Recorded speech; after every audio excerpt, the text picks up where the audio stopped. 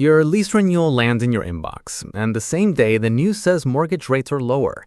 So you check a few listings, maybe buying can finally beat another year of rent. You open the same starter home you saved last month. You type it into the calculator, and then the number shows up. Still too high. This video is not about whether you should buy a house or keep renting. It is not a buy now or wait for later video. It is about why a lower mortgage rate can help, but still may not save the full payment. Because the headline can be right, and your calculator can still say no. Start on a Tuesday night. Rent has cleared from the checking account. Groceries were more than you expected. The car payment already posted. Car insurance is due soon. Maybe there's a student loan minimum sitting there. Maybe daycare took a bigger bite than usual. Then, in the middle of that week, you see the headline, mortgage rates moved lower. For a second, it feels like the door might finally open. So you check the listing app again. Not for a mansion, not for a dream kitchen, just a normal starter home. A place with enough space, a commute that does not add 40 minutes each way, maybe a second bedroom, maybe a small yard, something that feels like a reasonable adult goal. Then you run the payment, and the disappointment is quiet. The rate got better, but the payment still does not fit inside the month you actually live in. Here's the part that gets hidden behind the rate. The rate gets the headline because it is easy to print. The payment gets ignored because it has too many moving parts. And the headline is not what leads your checking account every month. The payment does. A mortgage payment is not one bill, it is a stack of smaller bills wearing one name tag. First, there is the home price, then the loan amount, then the interest rate, then property taxes, then homeowners insurance, then maybe PMI if the down payment is under 20%, then closing costs, then cash to close. So when the rate falls, one piece of the stack improves, but the rest of the stack is still standing there. Freddie Mac reported that the average 30-year fixed mortgage rate was 6.43% on July 2, 2026. That was down from 6.49% the week before and down from 6.67% 1 year earlier. That is real movement, but real movement is not the same as real breathing room. NAR reported that the median existing home sales price was $429,300 in May 2026. That was up 1.3% from a year earlier. So make it concrete. Imagine a $429,300 home, 20% down, 30-year fixed mortgage, principal and interest only. At 6.49%, the payment is about $2,169 a month. At 6.43%, it is about $2,155 a month. That is about $14 less per month. $14 helps, but for a household already looking at rent, groceries, a car payment, insurance, and childcare, $14 is probably not the difference between locked out and comfortable. Even compared with a year earlier, the difference is limited. At 6.67%, the principal and interest payment would be about $2,209. At 6.43%, it is about $2,155. That is about $54 less per month. Again, that matters, but it still may not change the decision because principal and interest are not the whole housing cost.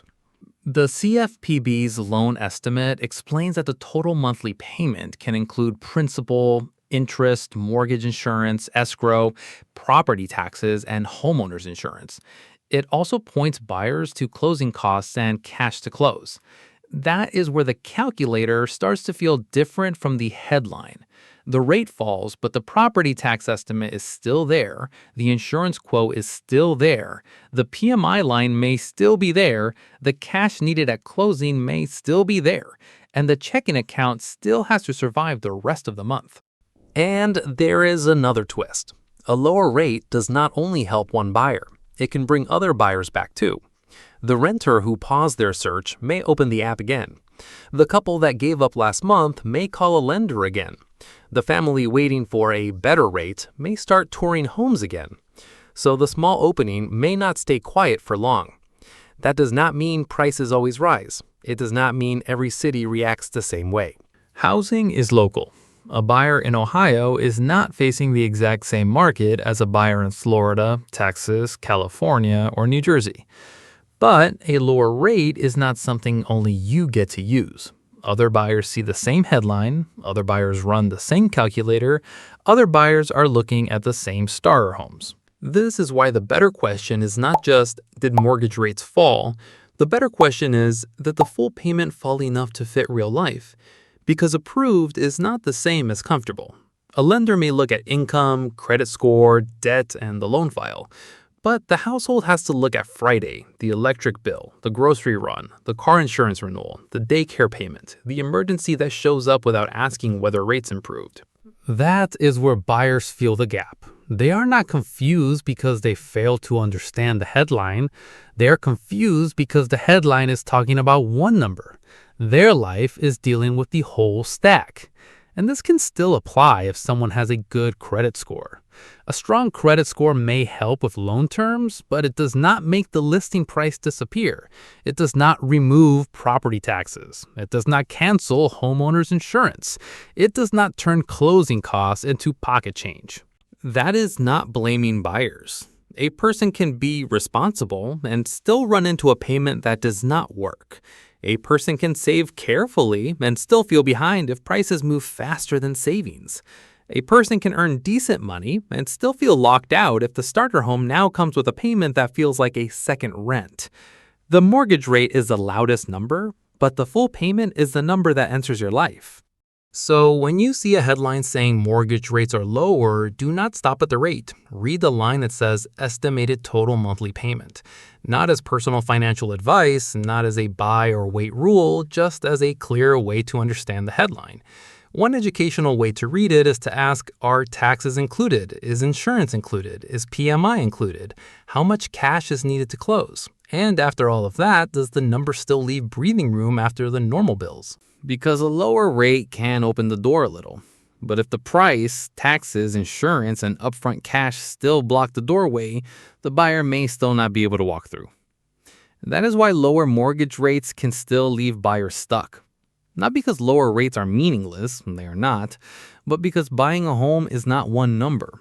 It is the number that has to survive the rest of the month. So if that lease renewal is still sitting in your inbox and the mortgage calculator still feels discouraging, you are not wrong for feeling confused.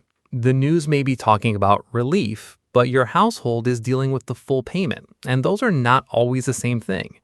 If this helped you understand the payment behind the headline, subscribe for more calm money explanations for real life.